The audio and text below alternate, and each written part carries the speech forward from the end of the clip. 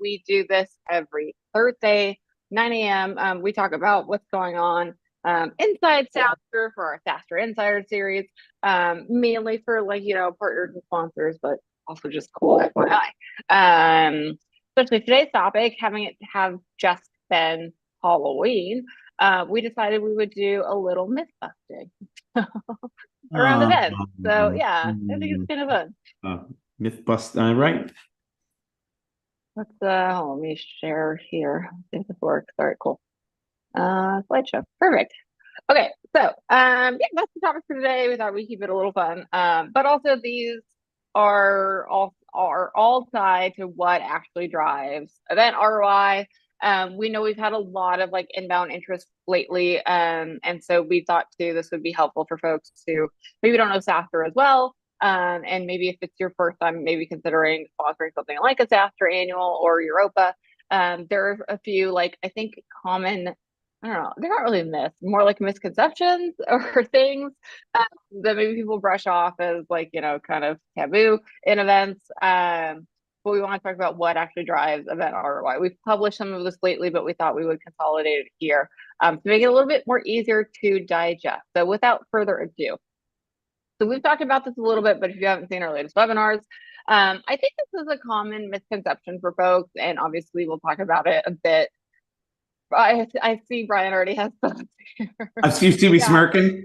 I'm yeah. like, I was like, yeah, that's why I want to start off here. That I think there is this misconception that booth placement doesn't matter yeah. when Comes it up does. a lot, in fact. Yeah. Comes up a lot, in fact, a ton. And every year, and every venue, and every version that we've done, it's come up. There is a sentiment that says, well, I'm sure how you guys build out the floor will do fine. And look, and Amelia will say this too. We always There's no make bad booth. no Yeah, such thing as a bad booth. yeah.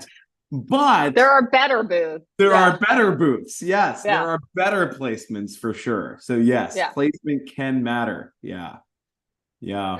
We say that a lot at SaaStr. There are no bad booths at SaaStr, at least because of how we trigger the floor plan, which I'll show you on the next slide of how we architect the campus and then the expo hall specifically for traffic. Again, if you're kind of newer here, just to know. But yeah, we published this lately. We took a look at the data from SaaStr Annual and Europa, and we saw that booth placement really does matter. Like again, there's no bad booths at SaaStr. They're all really good, but we did see about an 18% lift for those that were near, what we call end caps, which I'll show you in a second. Those are kind of the ones, on the end. So you're kind of front and center, even though it's called end. Ones that were near green dates.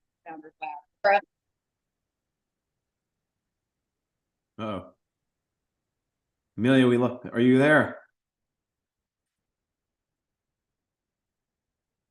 Amelia. Okay. We had we had some sound technical difficulties. It happens. It happens to the best of us. But I do think one of the big things too on activations that come up, we have brain dates, we have different food activations, we've had Telling me the to switch out. cast, we've had lots and lots and lots of different areas in which we do things on the floor. Hello, there she is, where we do things on the floor, and being near them does help affect increased foot traffic. So there, again, no bad booths, but how you're near things where people are, how you're near things where people congregate does matter. And we've seen that come up each year. And every time we make a change, it kind of changes the flow path a little bit, which is good. We kind of learn from that. So we've over the years taken pretty careful data as to where those spots exist that are going to have even higher propensity for return. So Yeah. Anyway, sorry about my audio. So yeah, so here's the, I don't, sometimes the AirPods don't work with you, they work against you. So yeah, something we've talked about in factoration for, booth placement. Again, there's no bad booths, there are just better booths, mattering, and specifically at SaaStr, right? Is I wanted to show this last annual, so just the one from September, it's campus map. We are already working on even improving this layout above and beyond for 2024. But I just wanted to show these two things side by side. Again, if you're newer to something like a SaaStr, or even just as a really great refresher. The campus map, so this is what you see on the left here. This is the whole entirety of the campus. This is obviously not to scale. It doesn't do it justice. It's 40 acres. It's massive, right? It's super expansive. But how we have registration and how we have the main stages, there's a main stage in here. There's another stage in here. We concentrate everything in what we call the hangars. So there's hangar west and hangar east. We connected them this year in a really cool way. And yeah, we've architected the show so that most of everything that attendees are doing. So brain dates, which is our main networking, going to stages, co-working, food, happy hours, all of that is in these sponsor halls, right? Basically, they're only leaving to go to other sessions or maybe take a meeting outside. And then they're coming back to the hangars. It's also something we architected this way after, a few years of being strictly outside, just because there is, sun fatigue. If you've ever been outside for a long amount of time, you do get a bit sun fatigued, especially after multiple days. And that was something we were hearing a bit from both sponsors and attendees. So we architected it so it's indoor outdoor, which is a big differentiator for SaaStr, which I know will be one of our upcoming topics as well. But yeah, this is a big differentiator for us. Is everything is based around these two hangars. So Hangar West and Hangar East are really the center of everything. And it's why we say there's no bad booths, there are just better booths. So when you zoom in, which I think is my next slide, yeah. So the sponsor hall here, you can see this is our kind of blank sponsor hall of how we had it this year. You'll see things like the networking lounge, right? Again, this is not to scale. This is barely massive. So it's hundreds of people at a time, all doing meetings, right? So you can think of our Brain Date networking lounge as always a constant source of traffic because people are checking in and doing meetings all day long. The Founders Lounge is something new we added this year, sponsored by Rome. Shout out to them. They're doing it again next year. But this was a super awesome high traffic area. It was badge checked, so that was only for founders and CEOs. And this is a great area. I saw a lot of founders go in there, use the space, take meetings, take a call. Great area for, founders only style activities. And then we have our gold booths in Hangar East, right next to our cantina, and then one of our stages was in here. So that was a really nice anchor. So if you see on like this red dot map, right, you'll kind of see the end caps here near the stages and then near the Founders Lounge we're very high traffic. And that makes sense, right? Because basically folks are flowing from the stage, right, up and down. And so the end caps are a little bit more noticeable because you're not sandwiched in, if you will. Same thing for the Founders Lounge. And then these ones on the end, obviously, kind of are double noticeable because they have a T, right? Like you're kind of getting people as they're coming this way from the cantina or the stages, and then you're getting folks as they go across. So you got that nice spread of like cross traffic. And so that is why a lot of those, again, there are no bad booths, there are just better booths. And this really shows it. And so, that 18% lift in leads really does make a difference. So if you're trying to maximize your investment, how we do booth placement, for those who may not know, is we do it in order of contract signature date. So essentially, we've had folks who renewed and signed early in September and October. This is where we start to get more of our newer folks, more of the later renewals. But it's still a great time to get really good booth placement. Basically, if you still signed in November, you could feasibly choose one of these end caps, right? One of these really great placed booths. And have a really good built-in lift by sure location, right? And it's such an easy hack, I think, because you don't really have to do anything other than sign early and be like, all right, I'm like, when it comes my turn to pick, I'm going to pick an end cap. Like there's literally no extra work, and then you get extra lift just by being early, right? So it does make a difference. I couldn't concur more.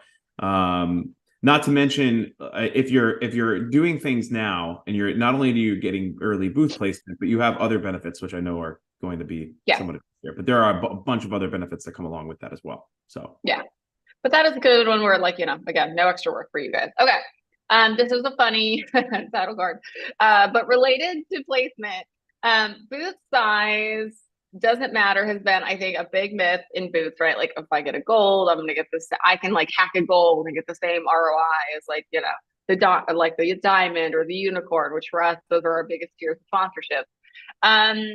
We've actually seen the booth size actually does matter and affects how many leads you get.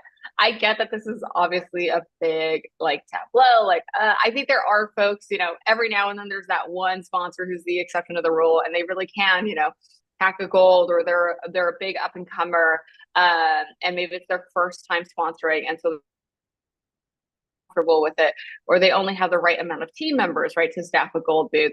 But surprisingly, we kind of ran the data again, post annual, post Europa this year, and we saw that the booth size actually did make a material difference on how many leads each person got in the end. So, in a range, for context, right? Qualified, and we're only counting qualified leads. Like when we pull the data at SaaStr, we're counting qualified leads. So we kind of naturally suss out anyone who maybe isn't actually a qualified lead. So any staff, any of their own team members they might have scanned, other sponsors, etc. And then so the range was like a wide spread this year, right? We had folks all the way from 100 on the low end to 1,600 on the high end. So a really wide spread of how many leads you could get. On average, right, we did see about 207 again qualified leads for any given sponsor at the gold level.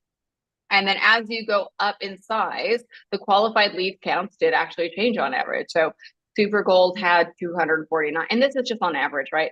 249 on average. Platinum had 481, but do you think that's the best value there? The diamonds, which are huge and like really visually stunning, had 661, and then the unicorn, which was like Expensify and up, had over 1,000 qualified leads. So again, it is a factor in these things, right? Like it's a combination too. I would say it's booth size and also how much staff you can fit in a booth and what you do with it, right? Obviously, folks like Expensify had a huge booth. They put a bar in it that really helped as an activation. They did like a lunch activation with folks. Like they brought the staff, right, to back it up and have those conversations so that when people were coming to their activations, they had enough, staff members to scan and capture all those leads so that they could maximize their lead count at SaaStr. So that's really great. And I do think, it does show that, yeah, the bigger the booth is, like inherently, like you are going to want to have a bigger staff to match it, so that you can capitalize on the amount of overall leads that you will get. But it is something interesting where, we did see that the size of the booth did correlate to the amount of leads on average that folks had post-event. And we'll talk about this chart in a little bit again, because we do separate out, average leads of booths without an activation, booths with an activation, which we'll explain in a second, because I think it's another big kind of misconception for folks. But yeah, we've seen, just on sheer size of booth, that the bigger booths really were worth it in the end because they got more leads on average. So you can see here this chart right at a glance. I think it's super helpful of how many leads each level kind of got. So the blue is the ones with, that's no activation, just by sheer size of booth. Anything you want to add here, Brian, on this one? Yeah. I think there's a couple of really important things. Like in my brain, I'm hearing the but go off, right? But Brian, I heard that there's like 7,000, 8,000, 10,000, 14,000 people that are coming to SaaStr. How is it that I can only get 1,400 leads? Look, there isn't a sponsor out there that I know that doesn't have a different way in which they interact with the audience and community and get and lead scans, but not everyone gets scanned. And so that is something just to call out. That would be, first and foremost, not everyone gets scanned. Second, we don't give attendee lists to sponsors, right? Like that, we intent matters for us and privacy matters for us, and we want to make sure that you're engaging with the audience that you're reaching out to. It's our partnership that we have with the audience that attends also, for that we just promise to make sure, if they're going to swipe, then they're opted in and life's good. What I would say on that is why that's helpful for you to know, because the bigger your booth, the more likely you're going to attract the eyes to bring those individuals to you. And what this graph I love shows is that food matters, because the more you can speak to someone having fun or having a good little snack on site, the increase there is in qualified individual that comes to the booth and goes, oh, what is it that you do?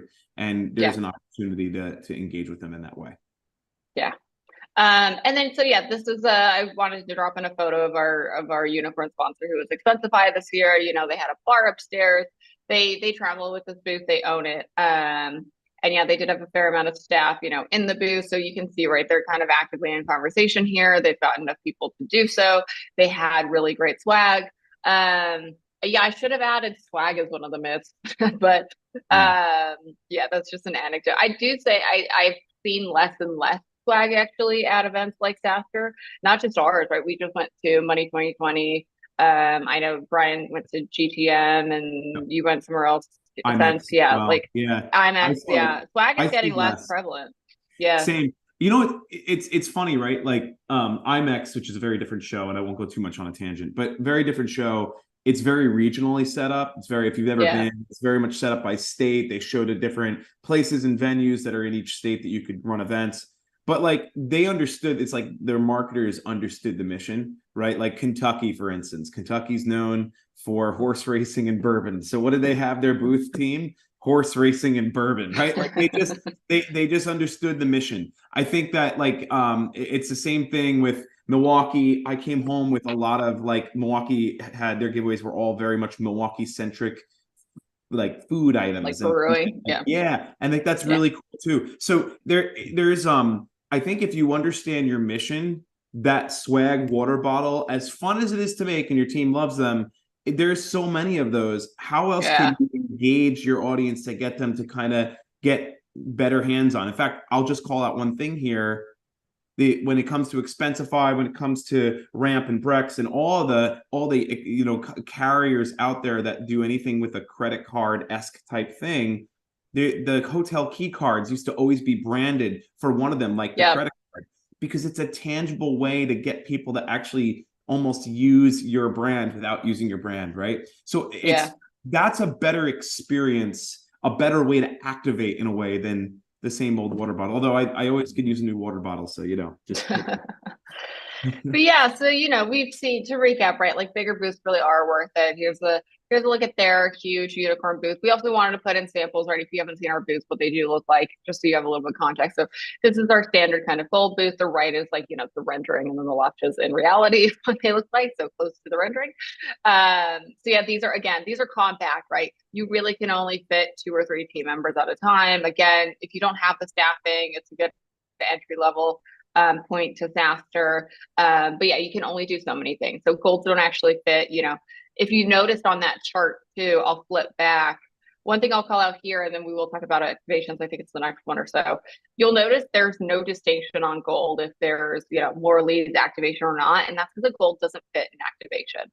yeah, And so that's a big distinction too on whether size matters, right? If you're considering how do I maximize, how do I maximize spend? Sometimes it does make sense to actually go super gold or platinum, right? Platinum, if you have the budget, it's a really great value because you get so many of these things. But yeah, I would say at a super gold level, you get the space for an activation. It also has speaking, right? So you get that extra exposure, and it has customer passes. So there's a lot there that is added value in addition to the physically bigger footprint that you get in a super gold, which is this one, so that you can see, right, you've got more space, you've got an extra table here. A lot of folks use this table for their activation, right, because it already had a table. You've got a vendor who's bringing in food or something, and they need to set up. This is the perfect place to do it. Or we've also had folks, it was kind of 50-50. We had folks take it out and put their activation there, but you have the space, right? It's a 10 by 15. So you've got that extra 5 feet, and that 5 feet does matter, to put your activation in, as well as, countertop space here. And this one was a cabinet, so you could hide stuff in it for more swag kind of thing, right? And also it's a great space if you don't do an activation, right? Not everyone has to. This was a really great opportunity for folks to take meetings, right? It's a power table. Your team can work there. They can take meetings. They can be engaging. They can show prospects what they need. So yeah, I really love I consider Super Gold, right, the actually kind of default entry level booth. It's just a bit of a step up from gold, but I consider it our default since it does have, the space for an activation, speaking, customer passes, all that kind of stuff that you do get that at the other levels, but more so there. The platinum, really, you can see, right, you can actually staff this up. It has kind of a micro lounge in the booth. Again, we had a few number of folks who took out the micro lounge and put like activations, or did the lounge and the activation because there is that much space, right? You do also get these nice like dual monitors. So you can have one that is like strictly a demo space, one that's more of a theater style in your lounge. So folks do like that about the Platinum, and you could see it there in the lead counts that, yeah, it actually does make a difference to have kind of this wider double, you get a double wide basically, right? A Platinum is 2 gold. So you get a double wide space here to engage with folks and have a little bit more of a conversation. And also, I think people don't think about this enough. In a Platinum, like the attendee doesn't feel crammed, which I do feel like is important, right? Like if you're having that conversation and it's really good, but then if you're in a gold and there's like people walking by or people starting to bump into you, you're kind of not wanting to stay there that long, right? So I would say, it's not something we've measured previously, but I would say anecdotally, the amount of spend time in the booth is a bit longer in, the Platinums, because there's just that nice elbow room to actually do so. Yeah, it's actually, I think, correct me if I'm wrong, but it's one of our best cost per leads too, is it not? It is, yeah, it is. Yeah. Absolutely. I think the Platinum is absolutely our best cost per lead booth. So a big consideration there. Again, if you've got the budget, Platinum Plus is a little bit more customizable. So I like using this example from Salesforce, as they basically did a micro ecosystem in their booth because it's got, this kind of turnkey demo kiosk. And so they showed off their different services, right? They had Sales Cloud, Service Cloud, Slack. And so they could showcase all those different things again as like a micro ecosystem in a Platinum Plus. They brought in their greenery, which is very on brand for them. They had the space to do so. They had a food activation, right? It's really obviously, dude, it's visually Salesforce, right? They did the wood grain here. And it's visually Salesforce. So yeah, I do like the Platinum Plus from that perspective. If you have kind of a micro ecosystem to showcase, or you want to have that bit of flexibility. The difference on the Platinum and the Plus is the depth. So it's maybe a little hard to tell because of their greenery, but the depth is there. So that's why they're able, to add these things again, because they had that, because they did a micro ecosystem, easy for them to still showcase their partners in this size footprint. So super customizable there. And then also on the floor plan, the Platinum Pluses are right near the stages, right? So they are those end caps. They are basically built-in extra traffic. It's a great natural. This is where it starts to feel like a booth turns in from a booth to more of a lounge. Where if you really want to set a sit-down engagement area, you have the room and space to do it starting here. This kind of that initial spot. Yeah. And then obviously kind of pseudo last but not least, because the unicorn is always the custom. We've got the diamond booth. So these are the last of our, turnkey levels. You can see the Google Cloud one here. They added greenery. These are tall, right? Again, photos are kind of hard to scale. I think these are about 12 feet tall. So yeah, visually, because all the other booth levels are 10 feet, these literally tower over the other booths, and you can see them like literally in the attendees line of sight, right? Because these are taller, you naturally actually see these. They do have a hanging banner, which we'll show next time. That go above them. So again, they've got another visual call out there. But yeah, these were great. Obviously, lots of room for demos, lots of room for activations. We had some folks, kind of configure their diamonds a little bit differently. But yeah, these are great because they are so visually stunning and tall that it kind of like draws people in there. And it's open, right? It's once you go diamond, you have that open flexibility if you can engage attendees on all sides, whereas like, Platinum Plus, you're still kind of in, again, these are on an end cap, so you do get the T of the cross, but pretty much Platinum, Super Gold, you're on one row, right? Whereas Diamond, you have all 4 corners because it's a diamond open to you, and it's great to engage the traffic kind of more naturally. So you don't miss folks right as they're coming by. And that's why you can see that kind of differentiator in the lead count for diamonds too. Okay, so yeah, we've talked about activation. So I think this is, again, kind of a common misconception we hear from some newer sponsors, even some returning sponsors, of like, what we do within the booth doesn't really matter, or like, if you can kind of like do it a bit last minute, which you can and still have a really good show. But I would say, they do require some prep, and what you do within the booth does matter, right? So we've talked a lot about activations, but activations do really make that big of a difference. So when we ran the data, we found that sponsors within activation actually had 60% more leads than those without. So just to go back to that chart, so now we're looking at the red, right? We were first just looking at the blue based on booth size and kind of location.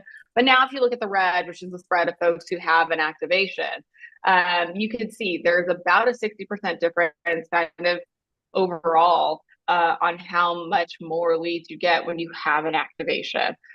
How we qualify an activation too, it's not always food related. I think people do also misconceive that it's just food, right? It's just popcorn, ice cream, whatever, candy corn, cotton candy, whatever it may be, flavor of the day. But if we have activations that weren't food related. So, I know Vendor did a really popular activation this year where they did custom screen printing on t-shirts. It was really cute. It was like their little like their tagline, right, is like death to the discount. And so there's like a bunch of like skulls and like little skull logos you could put on and customize it. Yeah, it was really cool, and it was a really great activation for them. They have the space for it in the diamond. Did lead to them having more leads. And then there are ones, we had folks do headshots in their booth. We had folks do, I think, like resume reviews or something. But yeah, they don't always have to be food related, is the moral of the story. A lot of them are, and that's fine. But some, a lot of them aren't. To case in point, right?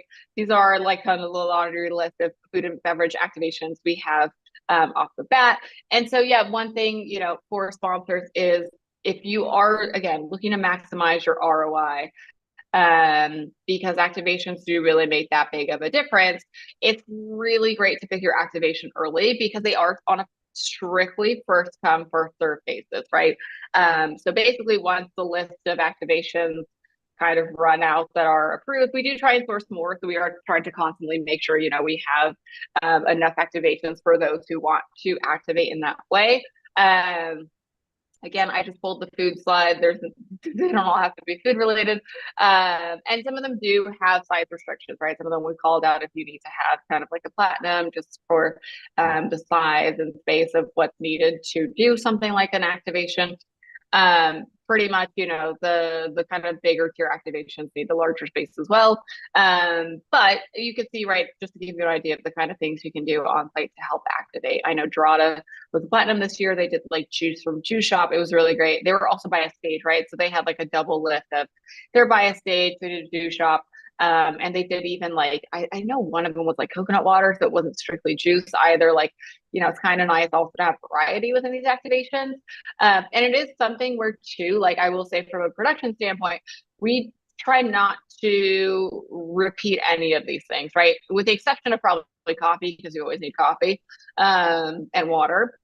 Everything else is pretty much, we try not to repeat too many things, right? So we try and do, if someone has, ice cream sandwiches and someone else has like ice cream and then somebody else has gelato or somebody else has like a local vendor, or shave ice or something like that, or SaaStr, right?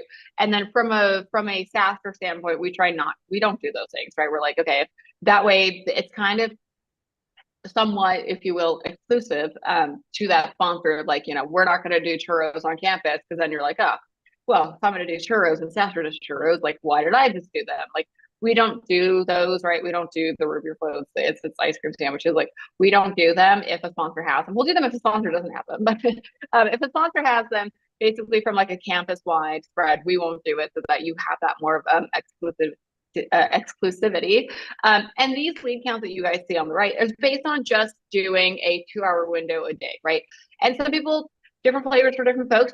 Most folks like to do this 2-hour window per day. I would say the most popular time we had was right after lunch, right before happy hour. That was like the most popular time for folks doing their activations. Some people did that during happy hour, right? You get that double whammy of people are coming around, they're drinking, they might want a snack or something sweet. So those were kind of our popular ones. Some of the coffee ones were more popular in the morning, obviously. But yeah, those were our popular activation times. And these average additional leads are all based on, a 2-hour window per day. We had other folks though who were like, I'm just going to do 6 hours the first day and that's it. Like, I just want to do it for one day so that we can do other things, right? They wanted to do other things in their booth, because you've got to also think of the fact that, like, for the 2-hour window a day, like, you are taking up a lot of space in your booth for this 2-hour window. So that is why, some folks decided to do it maybe all at Wednesday or the first 2 days. And then some folks don't do an activation, right? Because it does take up space. Yeah. Yeah. I think the only thing I would call out is this is a very expansive list, and you might be looking at it going, oh, well, if I do this, everyone else is going to have an activation, so how does this make me different? These are things that we've been tracking now, and we have the data behind to say that no, if you do these, you're going to have over 250 sponsors. If you do these, Yeah. like this helps you stand out. These are limited inventory, as Amelia just said. They will go. And what we're finding, and that has been happening now in a lot of our conversations, and will probably through the end of the year, is that most of these will probably get taken up and scooped soon. So, like, Yeah. have the convo, because when you come up to me later on, and we're 2 months out from the show, and say, "Hey, Brian, I want to bring in this outside vendor," the venue doesn't allow that. So we get them now. It's like, do it. Yeah, we do try and do some, if you've got an idea, I will say that is more creative. Specifically for annual, we usually try and see if we can bring in an outside vendor. There's like some permitting rules. These are ones where we know we've done them literally this year. So we're like, they're by default, right? Like Yeah. we just redo the permits for 24, but they've been activated in the venue. So we know that, they can be done. We know the size that they fit in. But if you have a custom activation you want to bring in, it's just a matter of, us making sure we go through the proper channels to ensure it can be done. But yeah, we do try and do as many custom activations as we can. Again, to the point, right, of like, oh, well, then if everyone does an activation, it kind of loses its sparkle. No. Again, that's why we try and keep them differentiated, right, of like people doing different things. I know some people like double down on some of like what they were doing. Again, like folks who like had their mascot and did this, or did like a game and did an activation, or did something fun around their activation, right? Like basically further activated the activation to be a differentiator. And again, they don't always have to be food, so bear that in mind, right? Like I just pulled it for this webinar, but yeah, especially when they're not food, right? That like something like a headshot station or otherwise, or magician, or caricature artist, or cutout artist, like we've seen folks do that. Those are just fun things for attendees to do, right? And you're not going to get everyone each day, right? People are going to different content sessions. They're walking around in different patterns each day. So it does help, right, differentiate. And I will say word of mouth does spread between attendees, right? They'll be like, hey, where'd you get that gelato? Or hey, where'd you get that thing that I want as well? So yeah, there is kind of, different things. But all of these are really great to help. Again, they really do help activate. And the biggest thing I will say for sponsors with activations, we had some sponsors be like, we have so many lead term activations, we're still working them.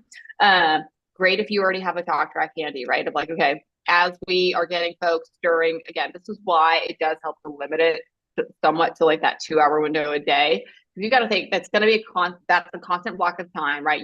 For sure you're going to have a max staff in your booth at that time. It's helpful to bound it versus have it just open-ended like an Expensify, but they had the room and they had the staff. But if you bound it a little more like this, where it's just, a 2-hour block, then right? Like, okay, if we're going to do it after lunch, we're going to rotate folks for the beginning of the day, then we're going to have everyone during our activation, and we're going to have a certain talk track that maybe ties into whatever our activation is, so that you're ready to go. And I do think that people, appreciate that a bit when you're efficient in that way too.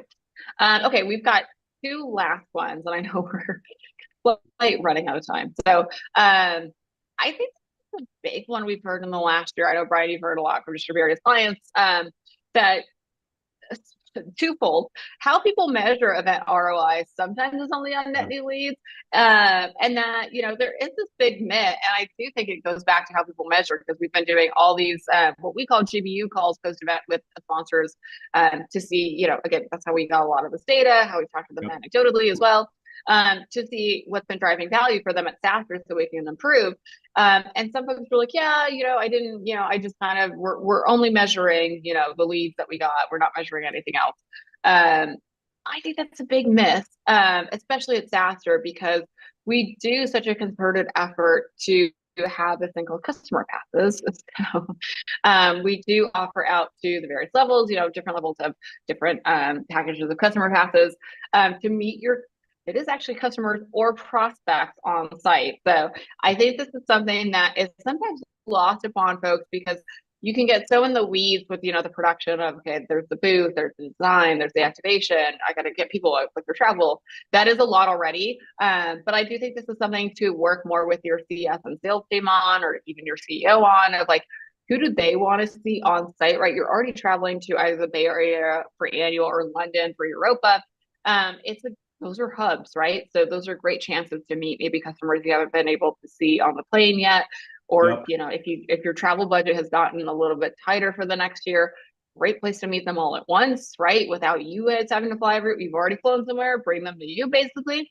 So I do think this is something that is coming up more, but I would say not enough of, measuring the ROI of meeting those customers and current prospects on site. Obviously, the boosts are all centered around net new leads. That's why, the footprint is the way it is, the size, the activations. That is all geared towards net new, but that's also why we do these, customer pass and prospect passes programs, because we have seen a rise in this, and we should see more of it, quite frankly. Because I just pulled a few of the sponsor posts we've gotten from folks who did customer passes this year. And we had folks that were literally like, we had 5 passes available. We used 2 of them, but those 2 people were current prospects and they closed. And so that's why we're renewing next year, right? It's like that literally saved them from going to each of those 2 customers themselves in person. They just met them at SaaStr and then closed them there, right? So I do think this should be more prevalent for folks. It's something, we've kind of doubled down on with customer passes, et cetera, but should be more top of mind. I'll just add one thing to this.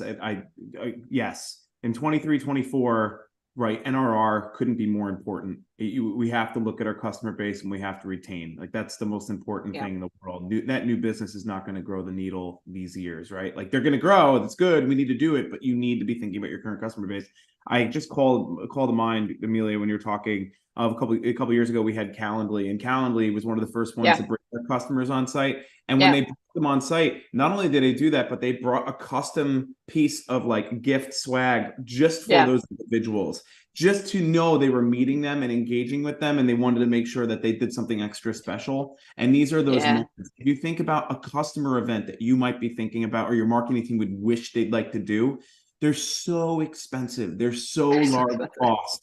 And we are the largest SaaS fest that is out there, right? So the chances that your customer is going to be here is high. The chances are that they'd like to come if you were to invite them is high. So if you're going to go and sponsor, it's a really great extra value opportunity for you to go and engage with your customer base. So yes, bar none. Yeah. Okay. And then last one, right? I think we get this one again, mainly from net new folks, or maybe new team members on kind of some of our legacy sponsors that, there does become this misconception with so many events now being in the September timeframe around annual, or some of, Europe is in June, right? Kind of the summer gets a bit busy. That too many event attendees are just unqualified. So, size and booth location aside, it doesn't really, you could be like, it doesn't really matter at the end of the day, because there's too many people going to SaaStr. So like I'm gonna get too much noise. And so I should have made the font on this bigger, but an interesting counterpoint to that kind of misconception, which I totally get, right? Like, I get it if you're going to other industry conferences that are kind of different than SaaStr, but you're still seeing a lot of like, more practitioners. I think one, keep in mind, SaaStr is not a user conference. So unlike, we do have friends in other industries who have their own conferences that are super huge. They are, at the end of the day, user conferences. There's no platform for SaaStr, right? No one's logging into SaaStr, SaaStr.io or anything. So yeah, it's a bit different from that perspective of like, everyone who comes to SaaStr wants to be there. There's no built-in like, I've gotta go because I'm a user of this and my boss is making me go. So yeah, it's 100% elective, right? And something we saw this year was that the percentage of attendees attending SaaStr across annual and Europa at a VP level actually rose. Like, we used to be at 52%, now we're at 56. I think it's something I'll talk about on the next few slides of why that is. Right, so 56% VP level and above. SaaStr's always had a really high spread of VP levels and above, a lot of those being, CEOs and founders based on the content of SaaStr.com. That's what fuels this whole thing. But also, as we pulled this kind of broader attendee data, which we maybe don't talk about enough with our sponsors, is on the attendee side, I was just telling somebody else about this today or yesterday. More and more of our attendees are attending as a team. And I do think it speaks to buying cycles, right, in 2023, because we kind of saw that, maybe to no surprise to you guys, most folks who came as a team brought their CFO, their CEO, their CTO, their CRO in that order of popularity, which is driving up that, previously 52%, now 56% VP level and above, because more folks brought, the actual signer, the decision maker, the person who has to ultimately say yes to something, right? And also, I would say too, I know reporting structures have changed a bit. So I think this is also too, as folks have been consolidating their teams, this is more of who folks are starting to report to now, right? Like CROs versus VP of sales or VPMs, or maybe both, right? CTO or CCO, like as folks are kind of, maybe getting or maybe consolidating their orgs a bit. We've seen more of this being the default kind of titles that folks also report into. And so I think that's important of how, to bear in mind of how people are attending SaaStr. They are still high quality, right? You've got to think more than half the folks coming are VP level and above. More and more folks are at this level that you see of titles right here, based on how they're coming as a team, and the team is needing to bring these titles with them to kind of justify the spend, right, of something of attending SaaStr, to kind of show the ROI. Like, what better way to show the ROI than to bring this person with you? So they can feel right, and more needs to be done in person.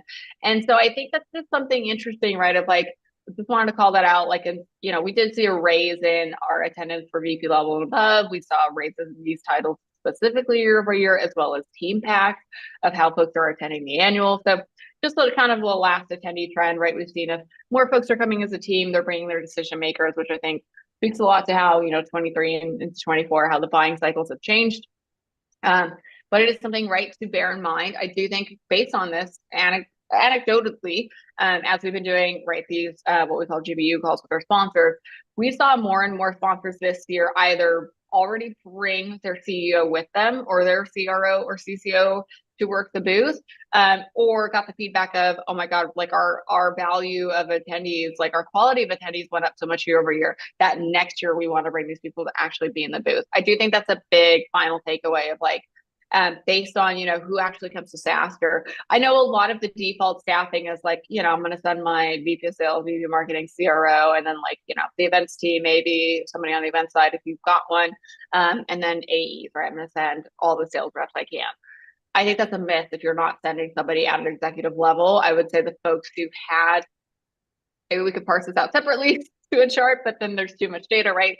Folks who brought their CEO actually had more leads too, because, you're basically talking VP and up or CEO to CEO. Like, that's a much higher value conversation than, talking to, again, no offense to the Brians and the AEs of the world, but some folks want to talk to the CEO. And so I think that's an important call out too, of like, we had anecdotally more sponsors tell us that next year they're going to bring, somebody in their C-suite to actually do booth duty. I mean, what a concept, right? Booth duty's typically been kind of the thing that's like, I think, seen as grunt work. Maybe that's our final myth.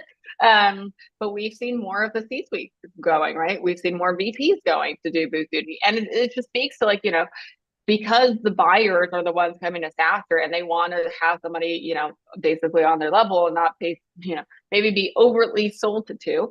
It helps to have somebody of your C-suite actually attend and actually do booth duty. I don't think it's grunt work at all. I think you can have a lot of really great conversations with your C-suite or your VP of sales or your VP of marketing that you can't otherwise have, if they're not there and they're just asking, like, they're just FaceTiming you, how's SaaStr going? It's a little bit better if they can be there, right, to have those conversations and shake the hands and close the deal. Couldn't have said it better myself. Booth duty, man, not just for SDRs anymore. I'm gonna put on a shirt. Yes. We've come up with a couple of shirts. Okay. I know, we really have. Yeah. With that is I mean, I feel like we added in a few extras, kind of some bonus ROI myth busting. But yeah, we do two, we talked about them a lot, but we do have two major events next year. Europe is our big London, European event. We're back 4th and 5th at Tobacco Docks. And then SaaStr Annual is our larger Bay Area event. This is our big one, festival style, 40 acres. And yeah, so if you guys have any questions, or if you're like, all right, like I want to maximize everything you guys just said, help me do so. Reach out to Brian. His email is brian@sasterco.com, or you can email me. I'm ai@saasterinc.com. We have different domains. It's a long story. It's a thing. And I'll just add one thing. Although Amelia is absolutely right that annual is our big show, Europa is getting big, man. It It's is a getting big, man. big Yeah. show, and that's awesome because only a couple of years ago it was an okay show. It was a good show, It's a right? But this peanut. Yeah. this is getting a big. It's becoming a big show. So Yeah. yes, please inquire. We're happy to talk to you. It's becoming big. Yeah. Early attendance tracking actually super well for both events. But yeah, I would say Europa, especially looking, I was like, oh, this Good. may be too many people, but yeah, looking big. So yeah, it'll probably be around 4,000 for Europa next year, which will be incredible because yeah, Crazy. it's 2 years just a maybe. peanut size not too long ago. Yeah, yeah. Holy cow. Anyway, fantabulous. Well, Fabulous. Yeah. Thanks everyone for joining. We'll be back. thank you, Amelia, for Yeah, hosting. later. Of course. Thanks for joining and giving some context. Thanks to everyone watching on the live stream. Let me see if there's any questions on the live stream. Oh, there actually is. Hold on. Okay. I'm trying to get better at this. I know Taylor's really good at this on Workshop Wednesday, and so is Caitlin. What's the advice for entrepreneurs trying to establish business? Yeah, we can respond to you separately on that one. Yeah, there's a good comment here from Naomi. It's not a question, more of a comment, which I think is a good one worth noting. She said, "I'm Naomi, event marketer based in SF. I think also besides the size and the staffing of larger booth, you want a sensible booth strategy with associated tactics that attract the qualified prospect." So yeah, that's a super good point. I think that points out to what we were saying of like, more folks bringing their C-suite to actually come do booth duty, having a talk track ready for those activations, having something as simple as it seems is like, your booth loop ready, having collateral, I don't see a lot of handouts these days. I think handouts are going to come back, guys. Like, Yeah. I miss a good old pamphlet. And, a lot of folks are like, oh, let's connect on LinkedIn. And like, I miss the old, here's my business card. I'm going to write how we met on the back. You know, Yes. you know, not So enough of something said about those. the old times for sure. Yes. Yeah, having a good Yeah. strategy though, just in general, is important. Everyone should have a Yeah. job. Yeah, thanks for the comments, Naomi. That's a great call out. So yeah, thanks to everyone who watched on the live stream. I think that consolidated the chats, but if I missed any, I'm so sorry. I know a lot of you now watch on the live stream as a preference. So thanks for watching there. And yeah, we will see you guys next week. Yeah, I know. And in future ones, Brian and I will talk some more about, different activations that aren't food, things like Boost Loop, all that kind of stuff. And then I know I'm gonna try and wrangle in our SaaStr CEO and founder Jason Lepkin to do one of these in the near weeks to do more of an open forum around events with Jason, which will be fun, which we haven't done in a long time. So yeah, stay tuned for that. But yeah, thanks for tuning in. You guys know how to reach us, and we'll see you next week. See you then. Bye, everyone. Adios.